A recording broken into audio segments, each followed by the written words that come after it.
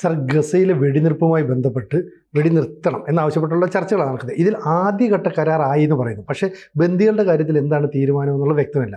ഈ ബന്ദികളുടെ കൂട്ടത്തിൽ ഒരു നേപ്പാൾ സ്വദേശി ഉണ്ടെന്നുള്ളൊരു വാർത്ത പുറത്തു വരുന്നുണ്ടല്ലോ. അതായത് ഇപ്പോൾ ആദ്യഘട്ടം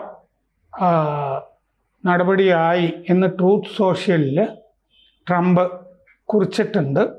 ഇത് ഇസ്രായേലിനെ സംബന്ധിച്ച് ചരിത്രപരമായ നിമിഷമാണെന്ന് നെതന്യാഹു പറഞ്ഞിട്ടുണ്ട്. ആദ്യഘട്ടം കരാർ ഒപ്പുവെച്ചിട്ടുണ്ട്. ഇത് നിയമം എന്താണെന്ന് വെച്ച് കഴിഞ്ഞാൽ ഈ പലസ്തീനികളായ തടവുകാരെ വിട്ടുകൊടുക്കണമല്ലോ. ബന്ദികളെ അവർ മോചിപ്പിക്കും. പലസ്തീൻ തടവുകാരെ വിട്ടുകൊടുക്കണം എന്നുണ്ടെങ്കിൽ അതിന് സർക്കാർ അനുമതി വേണം എന്നാണ് ഇസ്രായേലിൻ്റെ നിയമം. അപ്പോൾ നെതന്യാഹു കരാർ ഒപ്പുവെച്ചിട്ട് വന്നാലും മന്ത്രിസഭയുടെ അനുമതി വേണം. അത് ഇന്ന് അടിയന്തര മന്ത്രിസഭാ യോഗം വിളിച്ച് കൂട്ടുന്നുണ്ട്. അപ്പോൾ 48 ബന്ദികൾ എന്നാണ്. അതിൽ 25 പേര് അല്ലേ ജഡം ആണെന്നാണ് പറയുന്നത്. 23 പേര് ജീവിച്ചിരിക്കുന്നുണ്ട് അല്ലേ? അതെ എന്ന് വേണം കരുതാൻ. അപ്പോൾ ഈ കൂട്ടത്തിൽ ബിപിൻ ജോഷി എന്ന് പറഞ്ഞ ഈ ബന്ദികളുടെ കൂട്ടത്തിൽ ബിപിൻ ജോഷി എന്ന നേപ്പാളി ഉണ്ട്. അത് ഇപ്പോൾ വ്യക്തമായി. ഒക്ടോബർ 7 തന്നെ പലസ്തീനികൾ റാഞ്ചിക്കൊണ്ടുപോയ ബന്ദികളിൽ ഒരാളാണ് ബിപിൻ ജോഷി. ഈ ബിപിൻ ജോഷി ചെറുപ്പക്കാരനാണ്, 22 വയസ്സൊക്കെ ഉള്ളൂ. ഇയാൾ ഇസ്രയേലിൽ വിദ്യാർത്ഥിയായിരുന്നു. അപ്പോൾ ഇപ്പോൾ കുടുംബം ഇതുവരെ ചെയ്യാത്തൊരു കാര്യം ചെയ്തിട്ടുണ്ട്. ഒരു വീഡിയോ ഈ ബന്ദി ആയിരിക്കെ ബിപിൻ ജോഷി കുടുംബത്തിന് അയച്ച വീഡിയോ ഇതുവരെ അവർ പരസ്യപ്പെടുത്താത്തത് അവർ പരസ്യപ്പെടുത്തിയിട്ടുണ്ട്. ഇപ്പോൾ തീരുമാനമായല്ലോ, ബന്ദികളെ വിടുന്ന തീരുമാനമായല്ലോ. ഞങ്ങളുടെ മകൻ ജീവിച്ചിരിക്കുന്നുണ്ടോ എന്ന് ഞങ്ങൾക്കറിയില്ല. ഇപ്പം കുടുംബം അമേരിക്കയിൽ ക്യാമ്പ് ചെയ്യാണ് ഈ തീരുമാനം വരുന്നു എന്നൊക്കെ പറഞ്ഞിട്ട്. അപ്പം ഞങ്ങൾ ആദ്യമായിട്ട് ഈ റാഞ്ചപ്പെട്ട ശേഷം അവൻ പങ്കുവച്ച വീഡിയോ മറ്റേ IDF, അതായത് ഇസ്രായേൽ ഡിഫൻസ് ഫോഴ്സ്, ഇസ്രായേൽ പട്ടാളം അയച്ചു കൊടുത്തതാണ് ഇവർക്ക് എന്നാണ് ഇവർ പറയുന്നത്. അതായത് ഒക്ടോബർ 7 റാഞ്ചിയിട്ട് 1 മാസം കഴിഞ്ഞ് നവംബറിൽ പങ്കുവച്ച വീഡിയോ ആണിത്. എന്ന് പറയുമ്പോൾ 2 കൊല്ലം കഴിഞ്ഞ് 2 കൊല്ലം കയ്യിൽ വെച്ച ശേഷം ആണ് അവർ വീഡിയോ ബിപിൻ ജോഷിയുടേത് ഇപ്പോൾ പുറത്ത് വിട്ടിരിക്കുന്നത്. 2023 നവംബറിൽ ഷൂട്ട് ചെയ്ത വീഡിയോ ആണ്. അപ്പോൾ റാഞ്ചിയ ശേഷം, അതായത് ബിപിൻ ജോഷിയെ ഒക്ടോബർ 7 റാഞ്ചിയ ശേഷം ലോകം ആദ്യമായി ലൈവായിട്ട് കാണുന്നത് ഈ വീഡിയോയിലാണ് ഇപ്പോൾ പുറത്തു വന്നിട്ടുള്ളത്. പക്ഷെ ജീവിച്ചിരിപ്പുണ്ടോ എന്നുള്ള കാര്യം അറിയില്ല. കാരണം എന്താണെന്ന് വെച്ചാൽ 33 സെക്കൻഡാണ് ഈ വീഡിയോ ഉള്ളത്. ഇംഗ്ലീഷിൽ സ്വയം പരിചയപ്പെടുത്തുന്ന വീഡിയോ ആണത്. ഇതിൻ്റെ അകത്ത് രക്ഷിക്കണം എന്നൊന്നും പറയുന്നില്ല. ഞാൻ ബിപിൻ ജോഷി, എനിക്ക് വയസ്സ് 23, 25 ദിവസം മുമ്പ് ഞാൻ ഇവിടെ എത്തി. അതായത് ഇസ്രായേലിൽ പഠിക്കാൻ ചെന്നത് തന്നെ 25 ദിവസം മുമ്പാണ്. അപ്പോഴത്തേക്കും റാഞ്ചപ്പെട്ടു. ഞാൻ ലേൺ ആൻഡ് ഏൺ പദ്ധതി പ്രകാരം ഇസ്രയേലിൽ വന്നതാണ്, വിദ്യാർത്ഥിയാണ്. ലേൺ ആൻഡ് ഏൺ എന്ന് പറയുമ്പോൾ ജോലിയും ചെയ്യുക. ഞാനൊരു നാരങ്ങ കൃഷിയിടത്തിൽ ആണ് ജോലി ചെയ്യുന്നത്. ഈ നാരങ്ങ കൃഷി വളരെ വിപുലമായിട്ട് ഉള്ള സ്ഥലമാണ് ഇസ്രയേൽ. ദ ലെമൺ ട്രീ എന്ന് പറഞ്ഞിട്ടൊരു സിനിമ തന്നെ ഞാൻ കണ്ടിട്ടുണ്ട്. ഒന്നാം തരം സിനിമയാണ്. ഈ ഇസ്രയേൽ പലസ്തീൻ അതിർത്തിയിൽ കുറച്ച് സ്ഥലം അപ്പുറത്തും കുറച്ച് സ്ഥലം ഇപ്പുറത്തും, അപ്പോൾ ഒരു സിംബോളിക്കാണത് ആയിട്ടുള്ള ഒരു കൃഷിയിടത്തിൽ അതിർത്തി ഇത് അപ്പുറത്താണോ ഇപ്പുറത്താണോ എന്ന് അറിയാതെ വളരുന്ന ഒരു നാരങ്ങ മരത്തിനെ ചൊല്ലിയിട്ടുള്ളൊരു പടമാണ്. ഉഗ്രൻ സിനിമയാണ് ലെമൺ ട്രീ എന്ന് പറഞ്ഞിട്ട്. എല്ലാവരും കാണേണ്ട സിനിമയാണ്. ഇവിടെയൊന്നും അധികം ആരും അതിനെപ്പറ്റി എഴുതി കണ്ടിട്ടില്ല. അത് സത്യത്തിൽ കുറച്ചൊക്കെ ഇസ്രയേൽ വിരുദ്ധ സിനിമയാണെന്നും നമുക്ക് തോന്നും. ധീരമായി എടുത്തിട്ടുള്ള സിനിമയാണ്. അപ്പോൾ ഒരു നാരങ്ങ കൃഷിയിടത്തിൽ ആണ് ജോലി ചെയ്യുന്നതെന്ന് ബിപിൻ ജോഷി ഇതിൻ്റെ അകത്ത് പറഞ്ഞിട്ടുണ്ട്. അപ്പോൾ കിർബട്സ് അലൂമിം കിർബുട്സ് അലൂമിം എന്ന് പറഞ്ഞ സ്ഥലത്ത് നിന്നാണ് ബിപിൻ ജോഷിയെ ഒക്ടോബർ 7-ാം തീയതി റാഞ്ചിയത്. അന്ന് തന്നെ ഇയാളുടെ കൂടെ റാഞ്ചിയ 10 കൂട്ടുകാരെ, വിദ്യാർത്ഥികൾ തന്നെ ആയിരിക്കണം, ആ 10 കൂട്ടുകാരെ കൊലപ്പെടുത്തി എന്നാണ് വിവരം. അപ്പോൾ ഇയാളുടെ കൂടെ ഉണ്ടായിരുന്ന 10 പേരും കൊല്ലപ്പെട്ട് കഴിഞ്ഞു.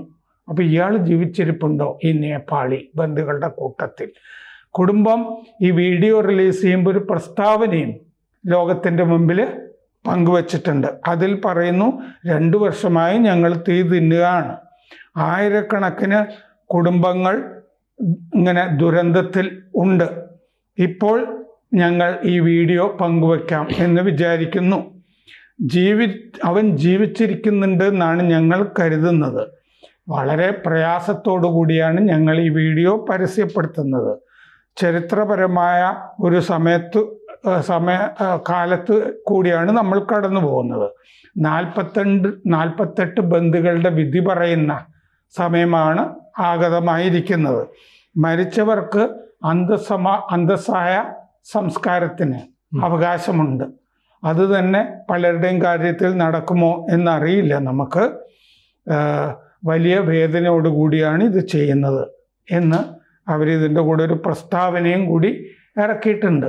അപ്പോൾ ബിപിൻ ജോഷി ജീവിച്ചിരിക്കുന്നുണ്ട് എന്ന് നമുക്കും കരുതാം.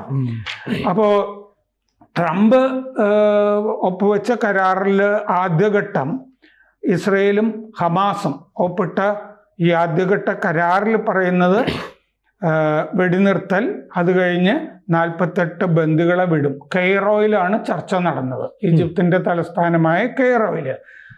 ചർച്ചയുടെ 3-ാം ദിവസമാണ് ഈ കരാറ് ഒപ്പിട്ടിരിക്കുന്നത്. നേരത്തെ നമ്മൾ റിപ്പോർട്ട് ചെയ്തിരുന്നു ഈ 20 ഇന പദ്ധതി. ആദ്യം റിപ്പോർട്ട് ചെയ്തത് ഒരുപക്ഷെ നമ്മളായിരിക്കും ഇവിടെ.